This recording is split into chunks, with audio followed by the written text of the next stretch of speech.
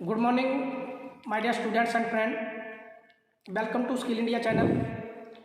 आज के इस वीडियो में हम सीखेंगे कि टू स्ट्रोक डीजल इंजन जो है वो कैसे काम करता है और उसमें कौन कौन से पार्ट्स जो होते हैं।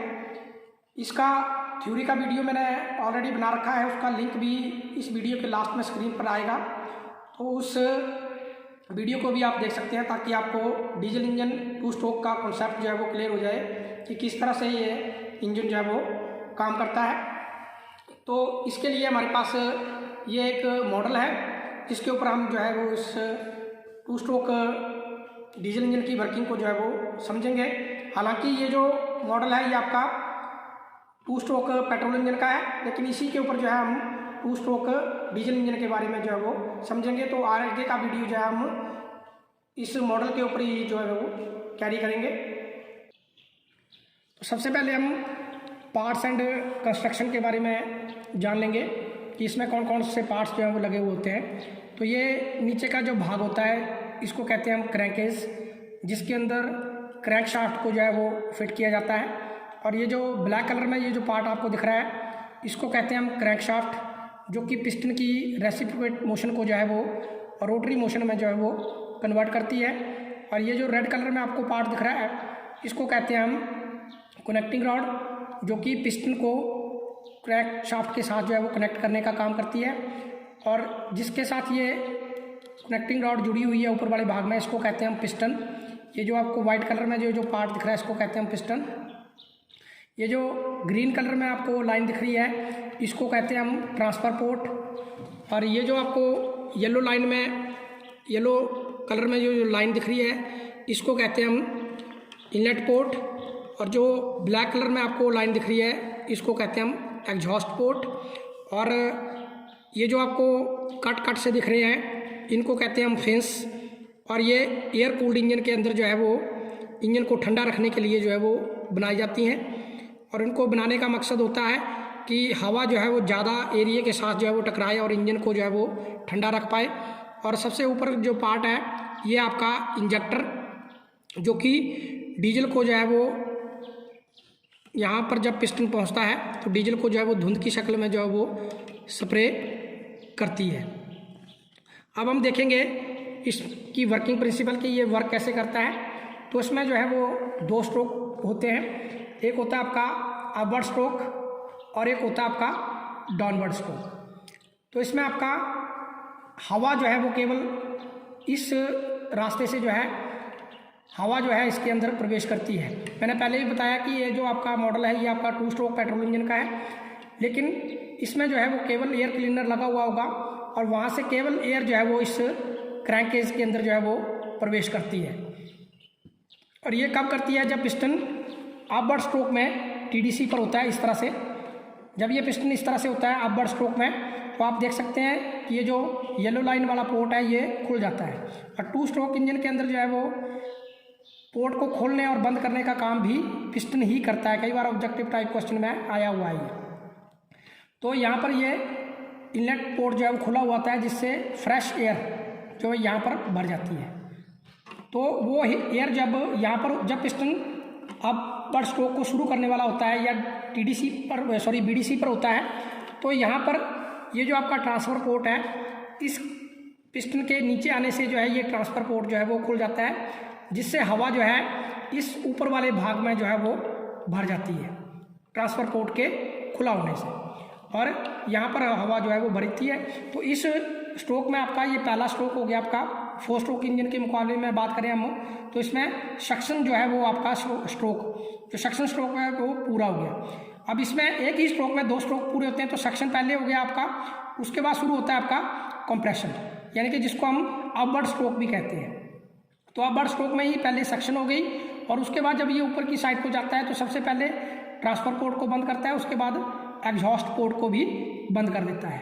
तो जैसे जैसे पिस्टन ऊपर की साइड को जाता है तो हवा जो है वो कंप्रेस होनी शुरू हो जाती है। हवा में मॉलिक्यूल होते हैं जिसकी वजह से हवा जो है वो गर्म होनी शुरू हो जाती है और टेम्परेचर भी बढ़ना शुरू हो जाता है। तो प्रेशर और टेम्परेचर दोनों जो है वो बढ़ना शुरू हो जाते हैं जैसे जैसे पिस्टन जो है वो बीडीसी से टीडीसी की ओर को जाता है। जब पिस्टन टीडीसी पर पहुंचने वाला होता है तो इस इंजेक्टर के द्वारा जो है यहाँ पर जो हवा होती है उसके ऊपर जो है वो धुंध की शक्ल में जो है वो डीजल को स्प्रे कर दिया जाता है।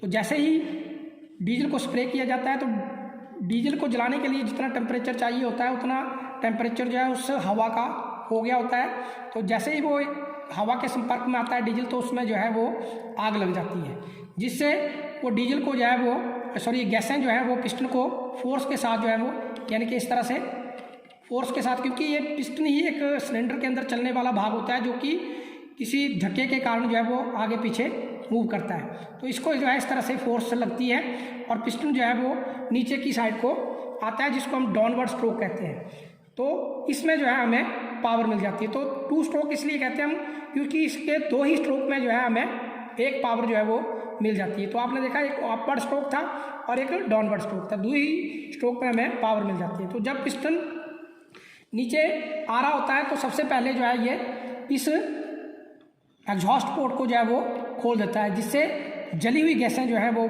बाहर निकल जाती हैं। जब पिस्टन थोड़ा सा और नीचे आता है तो ट्रांसफर पोर्ट भी खुल जाता है, जिससे फ्रेश एयर जो है वो इस सिलेंडर के अंदर जो है भर जाती है। और यहाँ पर देख सकते हैं आप कि यहाँ पर डोम टाइप का पिस्टन जो है वो यूज़ किया गया है। ये इसलिए किया जाता है क्योंकि जो हवा है वो ऊपर की साइड को जो है वो जाए और यहाँ पर जो जली हुई गैसें हैं उनको जो है वो बाहर निकाले।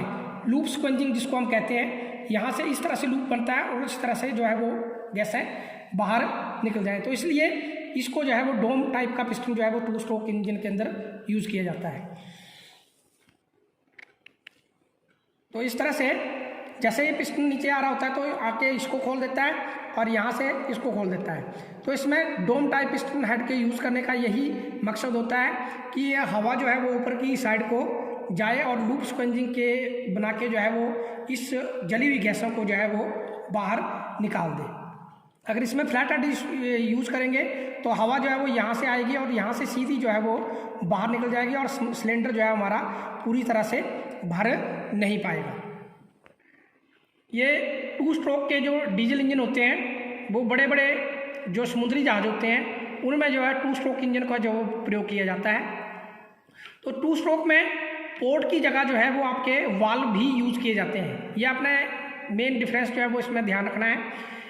वाल्व भी यूज़ किए जाते हैं, लेकिन वाल्व अगर होंगे वो एग्जॉस्ट वाल्व होते हैं दोनों के दोनों।